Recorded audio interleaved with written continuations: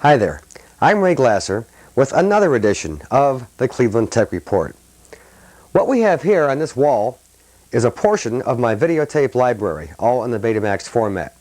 And tonight's Cleveland Tech Report show is going to be about organizing and collecting a videotape library using my own library as an example. We're going to look over things like how to label tapes, how to number them, organize them, categorize them, so forth and so on in this Tech Report. To begin with, at least in my own personal collection, I don't label or number the boxes. I label and number the tapes. The reason for this is boxes and tapes can get mixed up and shifted around over the years, and there's no sense not knowing what's on what.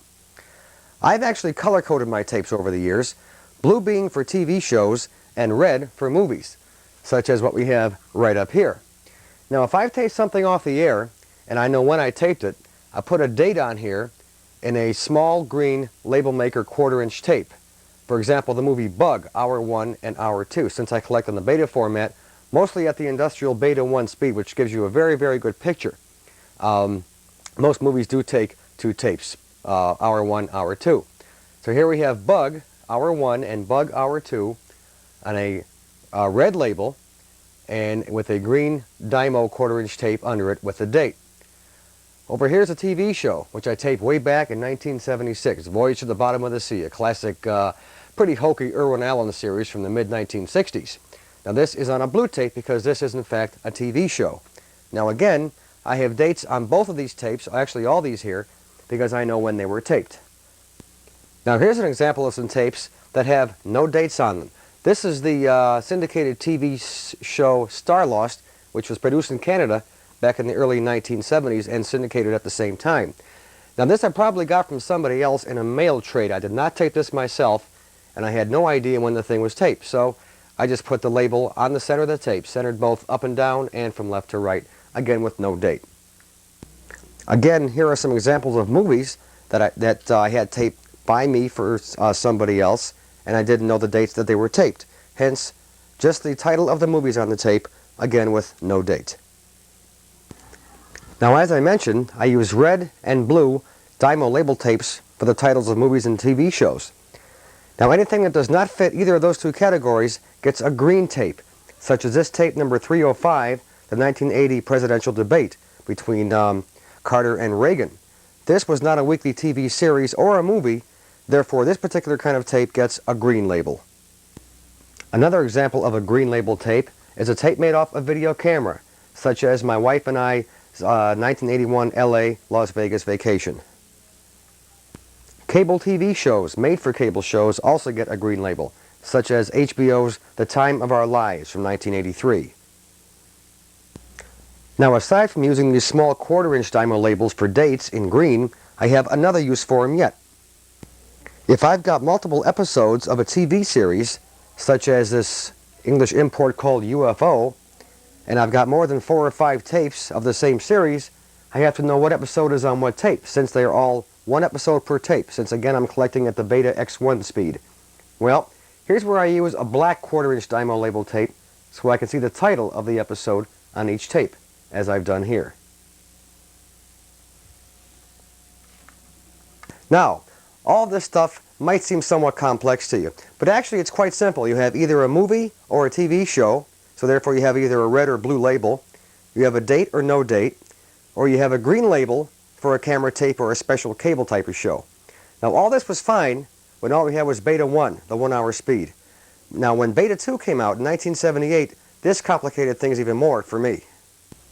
What I had to start doing when people began collecting on beta 2 and getting rid of their old beta 1 machines is putting a small 2 in the upper left-hand corner to indicate that the tape was recorded at beta 2 and I could not play it back on a beta 1 machine.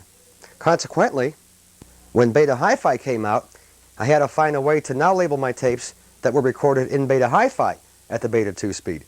So here we have a very, very tiny beta hi-fi logo underneath the 2 on this particular Sony high-grade tape.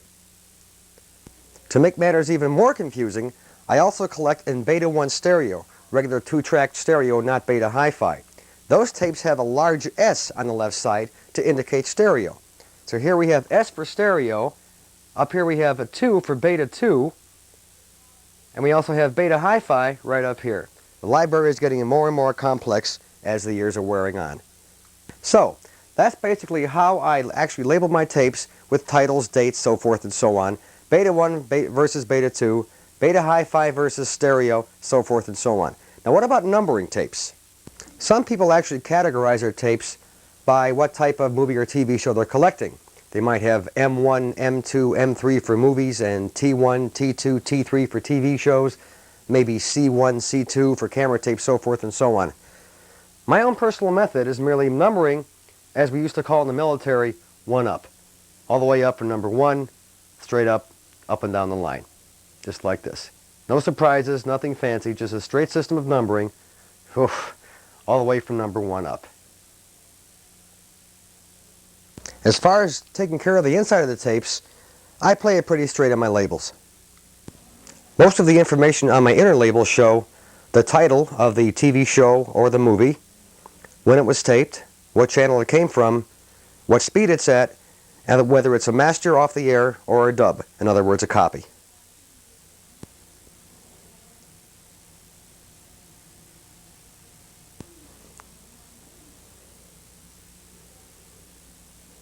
So that basically covers the labeling of the tapes inside and out. Now by now you might be having a question or two. For example, why do I store my tapes the wrong way? All the manuals say store them like this, vertically, up and down. This way something about there's less tension going on the bottom hub of the tape or something like that. Well, for one thing, when I walk across my library and I want to see what's on a tape, I don't want to have to cock my head on an angle to see what the heck's on it. I like to be able to read them right across, and this is the way they've always been stored.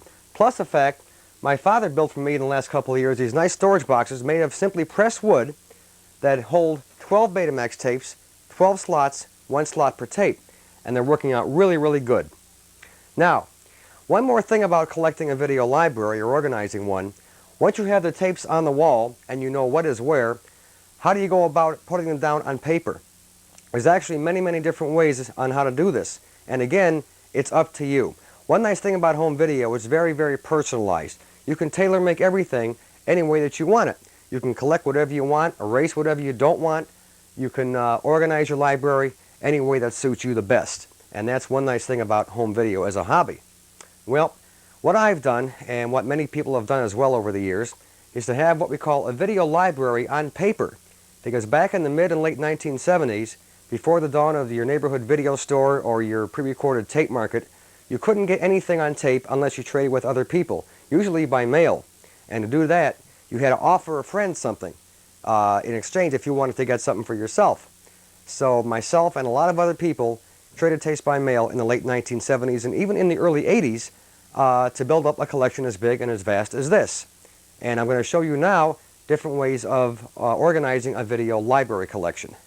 This is my current video library, which I've been updating since 1977 or so. I've actually got mine categorized by different sections, such as horror, sci-fi, and fantasy movies, action, adventure, and drama movies, comedy movies, my James Bond collection, pilot TV movies, pilot TV shows, TV specials, so forth and so on. Now, what do I have in my library? Well, basically not too much. An indication of quality, such as those B pluses and B minuses and all that stuff there, the title of the episode or the movie, whatever it might be, and then some possible notes on it if there's some kind of special information I have to give you about that particular show. Other people do it, of course, other ways, and here are some examples of that.